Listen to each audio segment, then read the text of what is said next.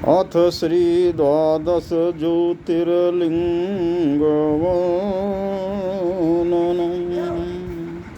प्रिय मित्रों, आइए आज बात करते हैं द्वादश ज्योतिर्लिंगों की। द्वादश ज्योतिर्लिंगों की कथा नंदीश्वर के मुख से सुनी गई है। नंदीश्वर कहते हैं, हे मुनि, अब मुझे सब में व्यापक रहने वाले ज्योतिर्लिंग स्वरूप वाले 12 उत्तम अवतारों की कथा जो है वो सुनिए। इन अवतारों के जो पीठ स्थान हैं वो हैं केदारे हिमवत पृष्ठे डाक्यानां भीमशंकरं वाराणस्यं च विश्ववेशं त्र्यंबको गौतमी तटे सौराष्ट्रे सोमनाथं च श्रीशैले मल्लिकार्जुनम् उज्जैनां महाकालम् ओंकारे च मरेश्वरम् वैद्यनाथस्थिता भूमो नागेशो दारुकावने सेतुबन्धे च रामेषु घुसमेशस्य शिवालये।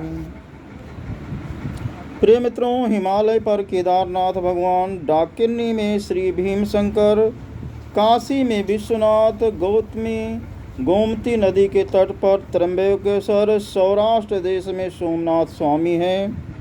श्रीशैल में मल्लिकार्जुन का स्वरूप है। उज्जैनी में महाकालेश्वर, ओंकार में अमरनाथ, चिताभूम में भगवान वैद्यनाथ, दारुक वन में नागेश्वर और सेतुबंध में श्री रामेश्वर तथा शिवालय में घुसमेश्वर अवतार का शिवलिंग जो है स्थापित है। प्रिय मित्रों, ये जो द्वादश ज्योतिर्लिंग हैं, आप नंदी मुख से सुनिए। नंदी जी कहते हैं कि हे मुनि, परमेश्वर भगवान शिव के ये जो उक्त द्वादश अवतार हुए हैं, जिनके दर्शन स्पर्श करने से ही मनुष्यों को परम आनंद तथा परम सुख सौभाग्य का लाभ होता है। हे मुनीश्वर, यानी किसी मुनि को कथा सुना रहे हैं, और उनके नाम पे नहीं जाऊंगा मैं।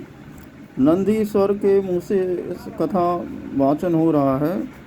नंदीश्वर कह रहे हैं कि इन सब में प्रथम जो है श्री सोमनाथ जो ज्योतिर्लिंग है, ये दुखों का नाश करने वाला है। कोई ऐसा दुख नहीं है जिसका नाश जो है सोमनाथ के दर्शन स्पर्श से ख़त्म ना हो जाए। इनका अर्चन करने से, यानी सोमनाथ जी का अर्चना करने से कुष्ठ और क्षय रोग का सर्वथा नाश हो जाता है। ऐसा महत्व है इस ज्योतिर्लिंग का। श्री सोमनाथ इस पावन नाम से होने वाले अवतार जो है, इनका सौराष्ट्र देश में हुआ था, जो कि वहाँ लिंग स्वरूप में विराजमान है। और इनका जो सर्वप्रथम पूजन है वो चंद्रदेव ने किया था, चंद्रमा ने किया था। सोमनाथ जहाँ पे स्थापित है वहाँ चंद्रकुंड के नाम से एक जलाशय है। चतुर्लोग वहाँ कुंभ लगता है। उस कुंभ में स्नान करके समस्त रोगों से मुक्ति पा जाया करते हैं। ठीक है। श्री सोमनाथ का जो लिंग स्वरूप है वो साक्षात श्री शिव का आत्मस्वरूप है। आत्मलिंग आप कह सकते हो। इस महालिंग के दर्शन से पापों से छुटकारा पाकर मनुष्य भोग और मोक्ष दोनों की प्राप्ति कर लेता है। कोई संशय नहीं है इसमें। नंदी जी कहते हैं, हे तात, भगवान शंकर का जो द्वितीय अवतार मल्लिकार्जुन नाम वाला है, मल्लिकार्जुन के नाम से जो विख्यात हुए, और ये ज्योतिर्लिंग श्री गिर पर्वत पर विराजमान है तथा अपने भक्तजनों को मन चाहे फल प्रदान करने में समर्थ है। समर्थ क्यों कहें? ये भक्तों की मनोकामना पूरी करता है। जो भी सच्चे श्रद्धा से इस ज्योतिर्लिंग का दर्शन कर लेता है उसकी मनोकामना अवश्य पूरी होती है। नंदीश्वर कहते हैं, हे मुनीश्वर, पुत्र के मुख को देखने के लिए यहाँ लिंग के स्वरूप में स्तुति की गई थी। वहाँ श्री शिव प्रसन्नता के साथ कैलाश पर्वत अपने स्थान को, निवास स्थान को चले हुए हैं। इसलिए हे मुने, यह द्वादश अवतार में द्वितीय ज्योतिर्लिंग कहलाता है। इसके दर्शन मात्र से महान सुख और जीवन के अंतिम काल में निसंदेह मोक्ष की प्राप्ति होती है, ऐसा माना जाता है। हे मुनिजन, अपने भक्तों की रक्षा करने के लिए उज्जैनी में महाकालेश्वर नाम वाला शिव का शिव अवतार हुआ। महाकालेश्वर शिवलिंग के उज्जैनी में वेद एवं विप्रों से द्वेष करने वाले बहुत सारे दुरात्मा थे, जो दूषण नाम वाले दैत्य को श्री शिव जी ने एक हुंकार में नष्ट किया था। वहाँ वह वेद विप्र के पुत्र का वध करने के लिए आया था, जो कि रतनमाल देश में भगवान शंकर के ध्यान में सर्वदा निरत रहा करता था, शिव का ध्यान करता रहता था। उसी समय में दैत्य का संहार कर भक्त वत्सल शिव ने देवगणों से पार्थिव होने वाले बलेश्वर नाम से ज्योतिर्लिंग के दर्शन तथा उज्जैनी नगरी में ये विराजमान हुए। उज्जैनी में स्थित महाकालेश्वर के दर्शन का महान फल बताया जाता है। जो इस ज्योतिर्लिंग के दर्शन तथा प्रयत्न पूर्वक समा अर्चन कर लेता है, वो अपने संपूर्ण मनोरथ को पाकर अंत में निश्चय ही परम गति को प्राप्त हो जाता है। प्रिय मित्रों, शिव का कथा, शिव के दर्शन पूजन, शिव का नाम ही शांति, प्रेम और मुक्ति का प्रदाता है। शंकर का चतुर्थ अवतार ओंकार नाम वाला है, ओंकार नाथ नाम से जाने जाते हैं। यह भी भक्तों को उनके समस्त अभिष्ट फलों के प्रदान करने वाला है और अंत में जातक को सद्गति भी प्रदान करता है। नंदी महाराज कहते हैं, हे मुनीश्वर, ओंकार नाथ पार्थिव लिंग के अनुसार साविद भक्त पूर्वक संस्थापित महादेव ने प्रकट होकर बिंद के मनोरथों को पूर्ण किया था। यहाँ पे देवताओं के प्रार्थना किए जाने पर वहाँ शिव ने अपने 2 स्वरूप धारण किए थे। भक्तों पर प्रेम करने वाले लिंग रूप में विराजमान शिव भक्ति और मुक्ति को देने वाले। ओंकार नाम प्रणव में सर्वोत्तम लिंग है और वही परमेश्वर नाम वाले पार्थिव रूप में प्रकट हुए।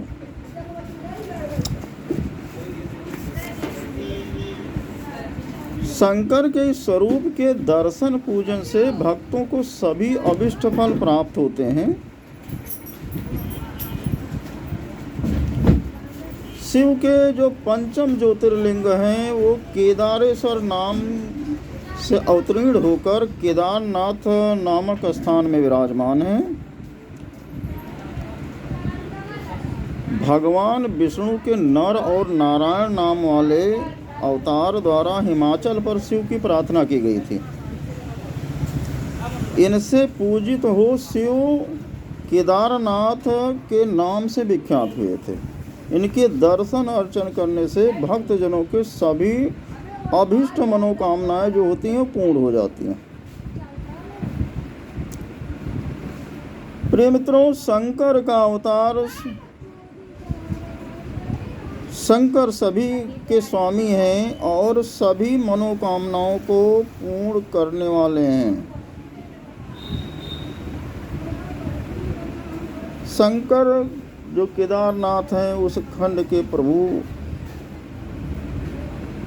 हैं। महाप्रभु शंकर का षष्ठम अवतार भीम शंकर नाम से हुआ, जो अनेक लीलाओं को करने वाला था, और उस अवतार में शिव ने भीमासुर का वध किया था।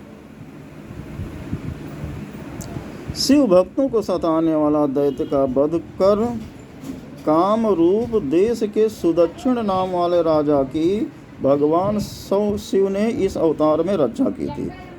तभी से शिव भीम शंकर के नाम से विख्यात होकर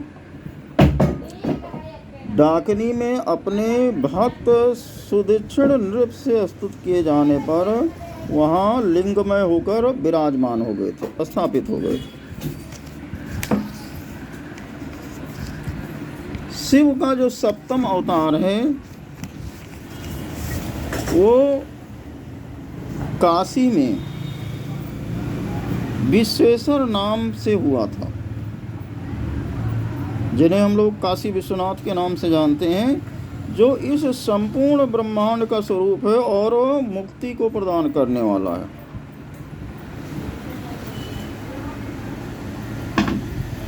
जब ये स्वरूप प्रकट हुआ था तो उस समय भगवान विष्णु आदि समस्त देवगणों ने उसकी स्तुति की थी।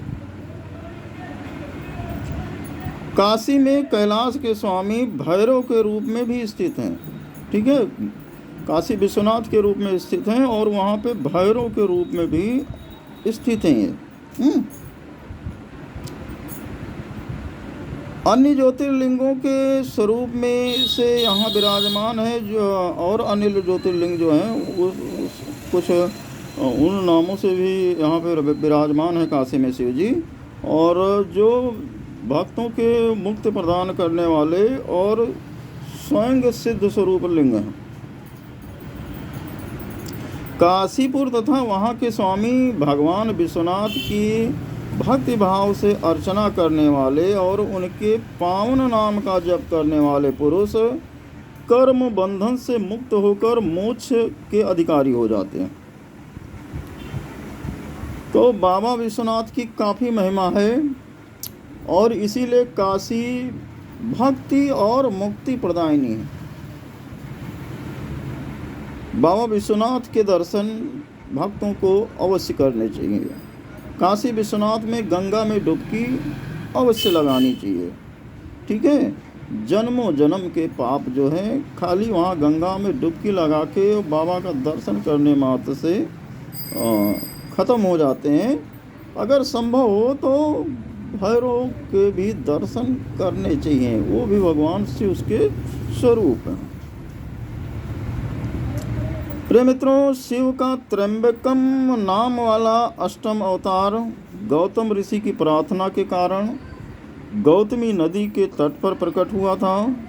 शशि शेखर शिव गौतम मुनि के प्रेम, भक्ति और कामना से समन्वित प्रार्थना के होने के कारण ही ज्योतिर्लिंग की सहित जो है शिव जी वहाँ अचल होकर विराजमान हो गए थे।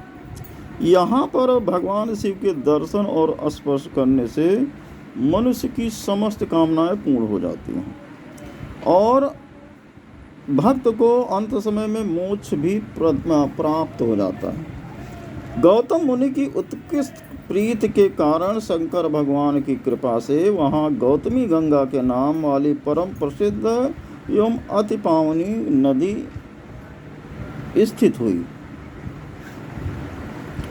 शिव का नवम अवतार वैद्यनाथ नाम से हुआ, जो लंकेश्वर रावण इस अवतार के संपादन में भागीदार हैं। ये शिवलिंग भी नाना प्रकार की लीलाएं करके प्रकट हुआ। प्रिय मित्रों, शिव भक्त रावण उन्हें अपने साथ ले जाने की इच्छा रखता था। तब उस समय बहाना करके चिता भूमि से वे ज्योतिर्लिंग के स्वरूप से स्थित हुए। उस स्थान पर भगवान शिव वैद्यनाथेश्वर के नाम से सर्वत्र विख्यात हुए। बाबा वैद्यनाथ के भक्ति पूर्वक दर्शन करने पर तथा पूजन करने पर यहाँ पे शिव जी भक्तों को अपनी पूर्ण भक्ति प्रदान करते हैं और अंत समय में मुक्ति भी प्रदान करते हैं। ठीक है। वैद्यनाथेश्वर शंकर अपने इस अवतार में भक्तों की नाना प्रकार की मनोकामनाएं पूरी करते हैं। प्रिय मित्रों, भगवान का 10वां अवतार नागेश्वर नाम से प्रसिद्ध हुआ, जो अपने भक्तों की रक्षा और दुष्ट जनों के दंड देने के लिए प्रकट हुआ था।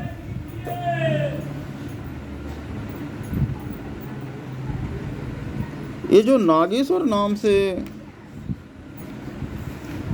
10वां अवतार जो हुआ शिव का, इस अवतार में शिव ने दारुक दैत्य को वध कर सुप्रिया नाम वाले परम भक्त एक वैश्य भक्त की रक्षा की थी।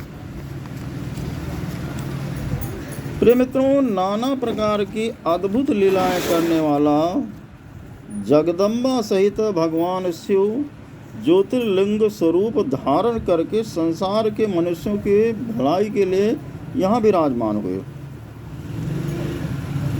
नागेश्वर नाम वाले भगवान शिव के लिंग का दर्शन पूजा अर्चन करने से बड़ा महान से महान जो पातक होता है वो नष्ट हो जाता है।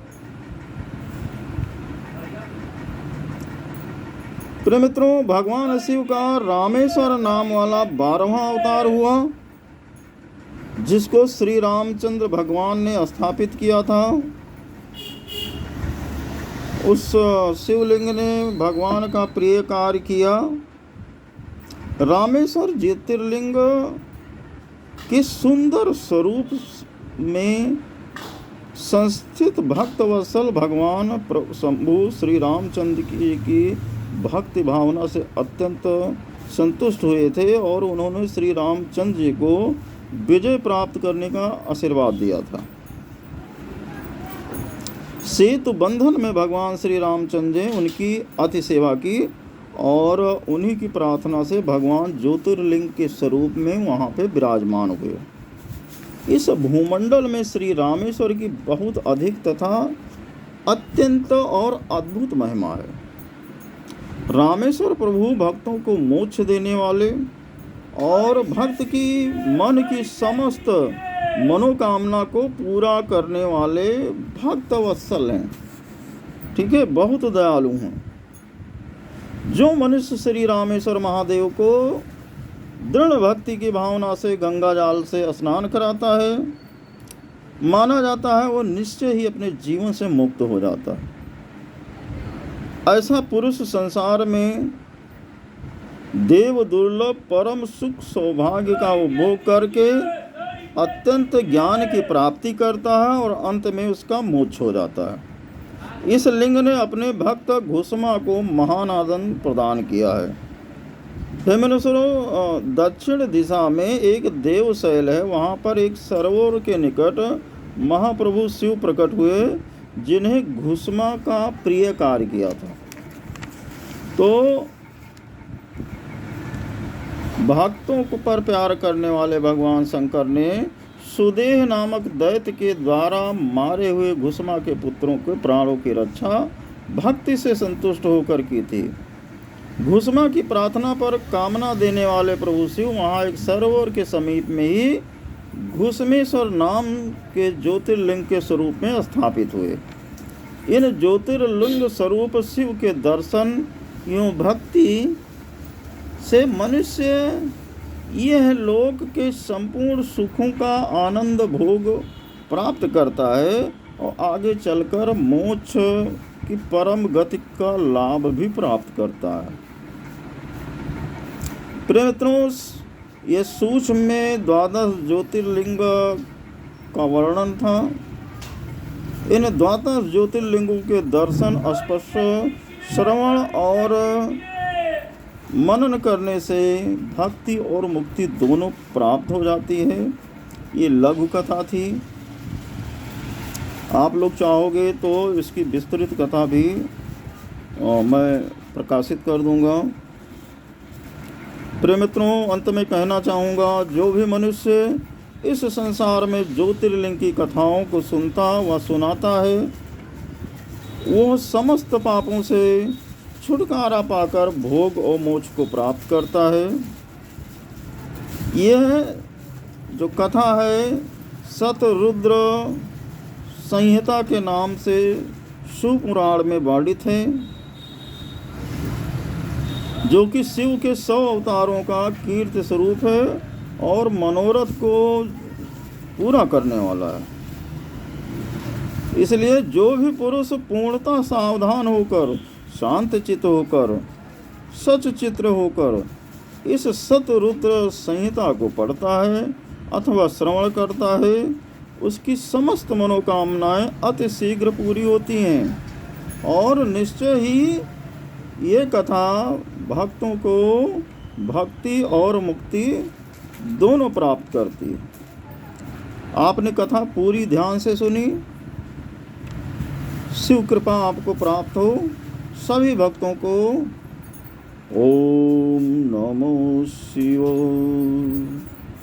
ओम नमो शिवाय।